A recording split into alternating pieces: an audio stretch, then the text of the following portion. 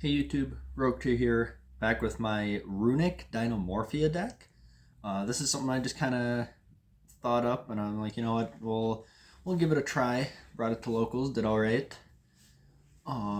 It's kind of just the same idea as Runick Stun, but I didn't want to just put basic floodgates in there, so I'm like, you know what, let's mess with a kind of a floodgate archetype instead. So yeah, there's decent amount of synergy just because if you don't get to one engine as much, the other engine will hold you down until you get to it. So they work out pretty well together. We've got kind of a spicy side deck too. So without further ado, let's just get into it. Firstly, for the Dinomorphias, we're playing 3 Therizia, 2 Diplos. This I realized should be playing at 3. I haven't played the Dinomorphia engine before, but with the fusion spells all needing monsters in your deck, you do end up needing the 3rd Diplos. I didn't want to play 3 because it's not ideal to draw, but you kind of need the materials, so that probably should be at 3. We've got then 3 Frenzy and 3 Domain. Domain is not quite as good. Frenzy is the way that you can get into your, what is it, Rexsturm. You can use Domain to get into Rexsturm, but then you have to use your Kentragina as material. You just Domain for Kentragina into Rexsturm. But that's kind of just a small engine, pretty much 9 ways to get to your Rexsturm, which I thought was plenty, especially with your Runick draws. You're going to be drawing plenty into those.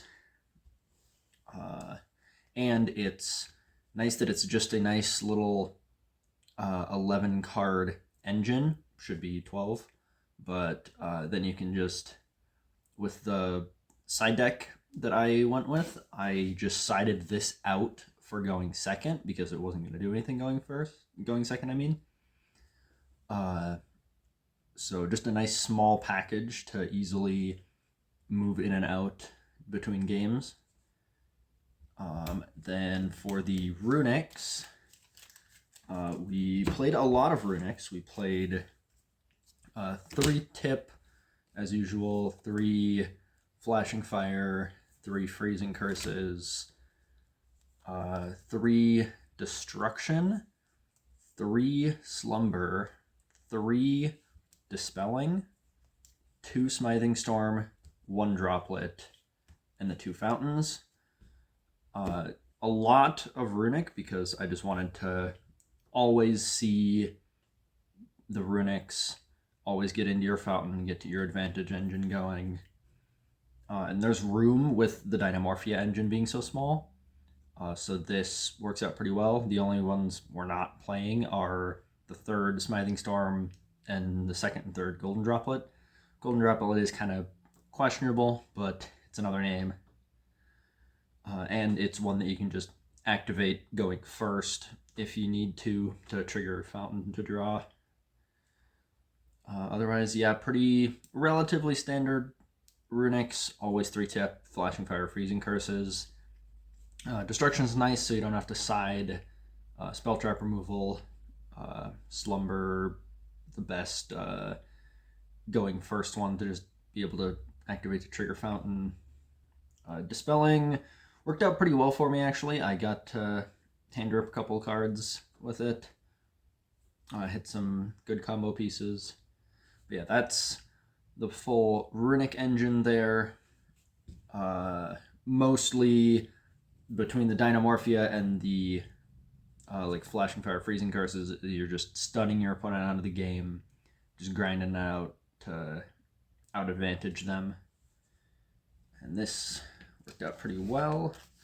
And then we're playing just 6 non-engine, and I went with 3 Fenrir, just because you need a little bit more field advantage sometimes if you can't quite get to your Dinomorphia stuff.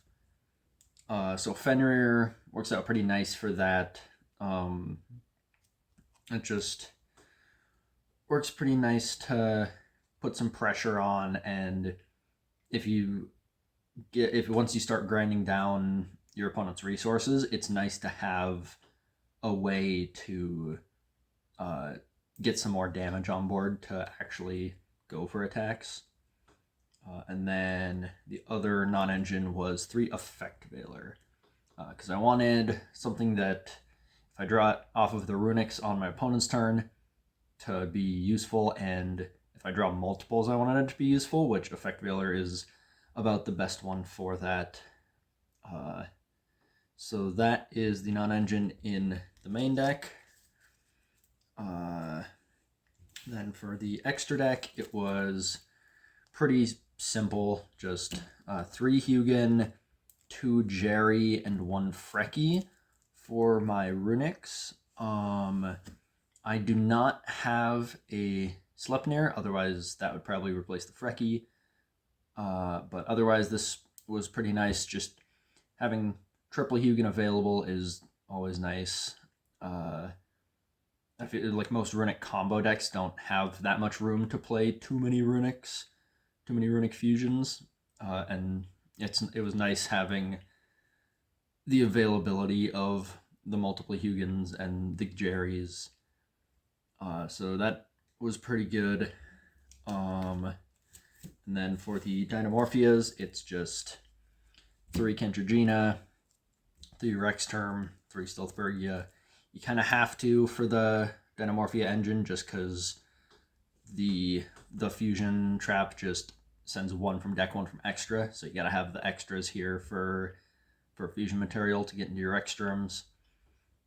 Worked out pretty well. Rexterm is like just crazy when it hits the board, and the fact that it can just, if it dies, just bring back your Kentragina, which can then copy a trap to just get Rexterm out again, is just super nice.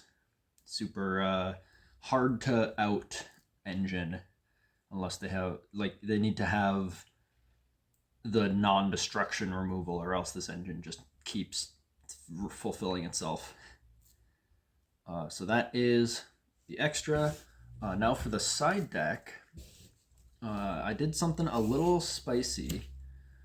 I've got the token over here because if I won the first game and I knew that I was going to be going second, I would side out the Dinomorphia engine, and I would instead side in the 3 Water Enchantress, 3 Right, the Fateful, Dracoback, and Illegal Knight.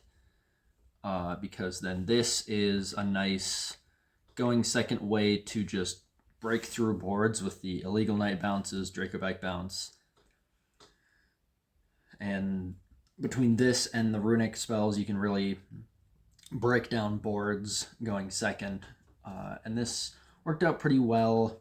It's always nice to Illegal Knight, bounce a couple cards, give it to them, Dracoback, bounce the Illegal Knight, so that on your opponent's turn you can just summon it back out, bounce more cards.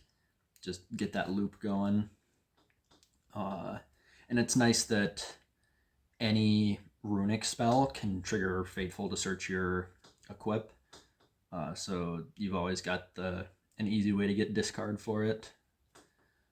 So this worked out pretty nice. I was like, you know what, this seems like it could work, because if you side out the Dinomorphias, you've got no normal summons, so you don't have to worry about the rate.